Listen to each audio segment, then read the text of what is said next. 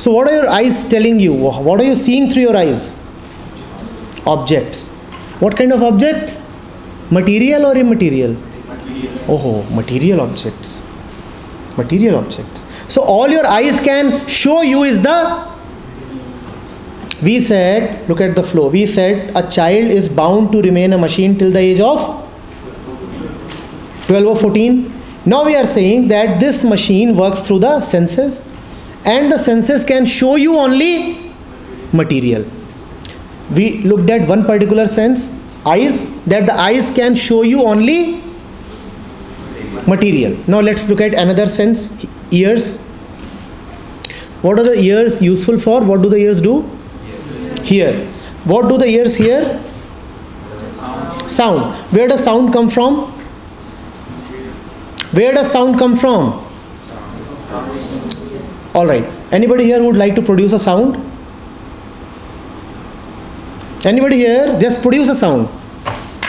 How did this sound get produced? By the collision of two material objects. Now I challenge you, anybody here who can produce a sound wave without using a material object? Do that. Don't use any material and produce a sound. Do that. Material, vocal cords, lips.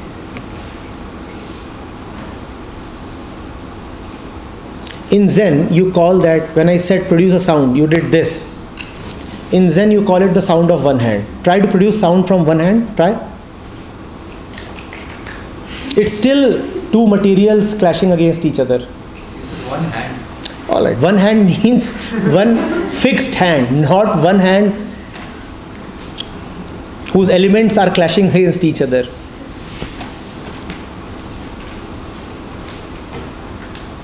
So what your ears are telling you is also material. Let's look at another sense. Touch. Try to touch something that is not material. Try to touch something that is not material and tell me how is it? Hot or cold, smooth or rough? Try touching something that is not material. Try.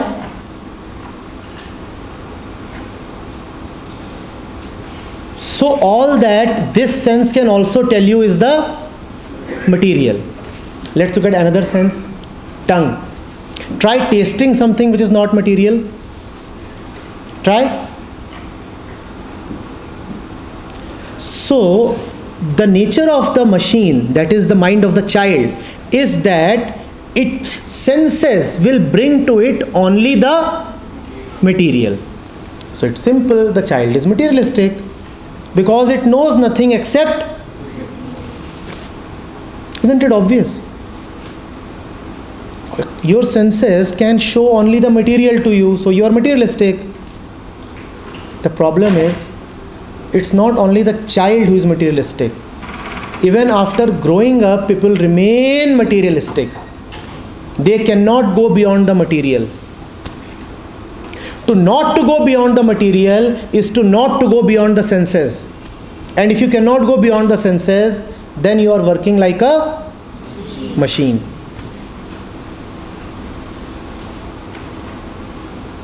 Material means appearance. Material means that which the senses can make sense of.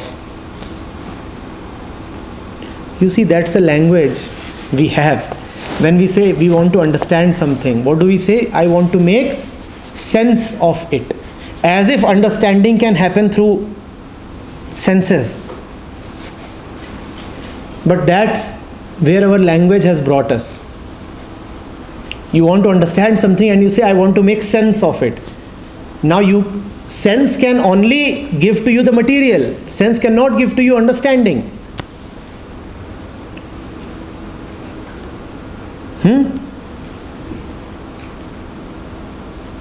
Now, my question to you is, how to go beyond the material?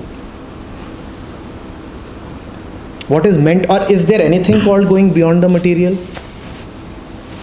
Can a human being ever look at something beyond the senses?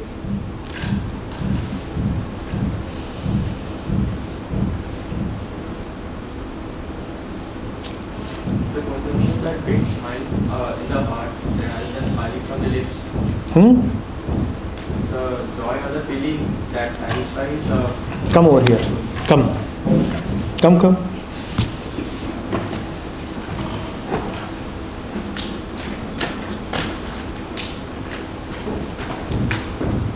Good, Saptarshi. Come, stand close to me.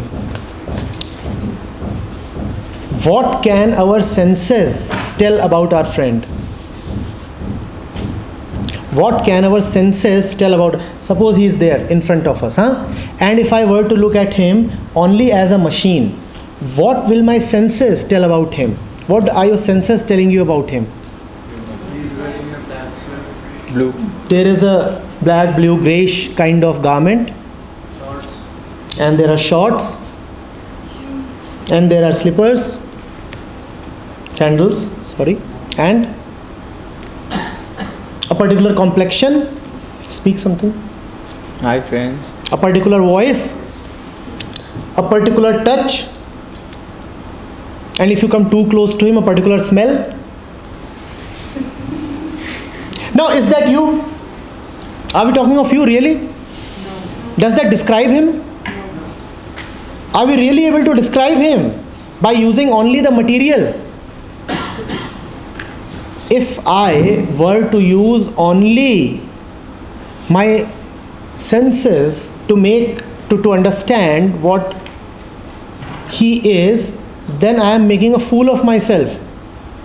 Then if I were to describe who he is, I'll say, oh, here is somebody with black hair,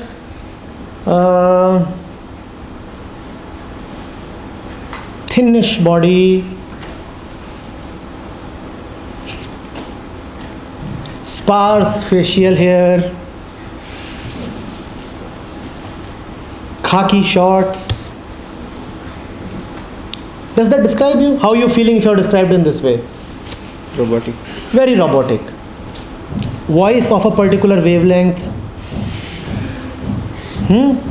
How does it feel when someone tells you who is he whose voice is 12,563.25 hertz? How does it feel? How does it feel? How does it feel? It feels wrong. It feels almost insulting, right? You come to me and I say a 48 kilogram thing is coming. How will it feel? But if you are a material, then it's all right to describe you in terms of your weight and density and volume. How does it feel to be described as a material? How does it feel? That pink thing is talking to this red thing. That's all that my eyes can tell. And that green thing is creating a sound, 9,000 hertz. And that 57 kilo is vibrating. How does it feel? You know there is something missing here. You know there is something missing here, right? So there's something is missing. Can we give a name to that missing something? That is what humanness is all about. Humanness is missing in this. That humanness is called intelligence. Suppose we have in the audience somebody who really loves him. The fellow doesn't need to bother what is the color of his this and that and his complexion, his weight, his voice. He or she doesn't need to bother. They know him far more deeply without referring to his weight or voice or color or smell. They don't need to use these parameters to describe him. They just do not need to use these parameters to describe him. Are you getting it? There is this beautiful story, The Little Prince. And how many of you have read it first of all? Those of you who haven't, Must read it. It's a very small read. You can finish it in a couple of hours, less than that. Where the prince from an alien planet visits Earth and he says, here people do not know what things really are. And you know what he says? He says, you know something only when you love it. Without loving, you can never know anything. Loving is the key to understanding. Otherwise, I'll keep describing him in such foolish ways as the wavelength of his appearance. And he can be described pretty accurately. 7,623 angstrom. Then this. Almost mathematically, a complete description can be given using just the 5 senses. But you know that such a description would be materialistic and wrong, just wrong. Why wrong? Why wrong? Insulting. Really describe. Yes, it's insulting and it doesn't really describe him. It's incomplete as well. Go, thanks. Do you see why the material part of it is so very insufficient? Intelligence is to go beyond the material.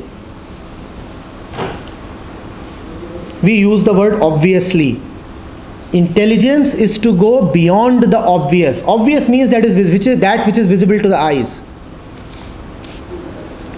Intelligence is to go beyond what the eyes can see, beyond what the ears can hear, beyond what the hands can touch. Are you getting it? Similarly, another example. I am saying something to you right now. This is a process of listening. And the entire day you are listening to various people, aren't you? There are 2 ways of listening to me. One, what you would call the material way. What happens in that? You say, a particular wave is emanating from the throat and falling upon your eardrums. And you receive that wave. Just as this camera receives these sound waves. Isn't this camera also receiving sound waves through this? That's the mechanical and hence material way of living life. Then you will not understand anything, just as this camera does not understand anything. Does this camera understand anything? It keeps on recording and recording, but it never understands anything. How do you want to live life? The material way, the camera way? Do you want to live like this camera that keeps receiving the material but does not understand anything? Now, is understanding material? Is understanding material, Saptarshi? Can you do anything, any scientific innovation that can help this camera understand what I am saying right now? Will there ever be a technology that will enable this camera to understand what I am saying right now? It can translate it, yes. But translation is not understanding. Will this camera ever be able to understand what I am saying? Because understanding is not material, not mechanical, not programmable. Understanding is what makes us human. That is what intelligence does. And that is why the child that remains mechanical till 12 or 14 years of age must advance. Most of us don't advance. Even till ripe old age, mentally we remain that child. Mentally we remain like a machine. That also, by the way, gives you a definition of maturity. What is maturity? What is maturity? Being able to understand. Being able to understand. What is maturity? Using intelligence. Going beyond your machine nature. Yes? Progressing beyond your machine nature is maturity. Those who have not progressed beyond their machine nature cannot be called mature even if they are 30, 40 or 80 years old. Life is an opportunity for maturity. Nothing else. Life is a grand opportunity to mature. And if you don't mature, if you remain like a child, concerned only with senses and the material, then life has been wasted. Be it life in the entirety or these 4 years that you are going to spend here, they would be wasted. If you don't really awaken the faculty of understanding. And that understanding, remember, is not words. Because even this camera is recording words. That understanding is not words. That understanding is not images, because even this camera is recording images. And you can have a machine that records smells and taste as well. That understanding is not smell, neither taste. That is something else. And that's what makes you human. Am I being clear? Are you with me? Yes?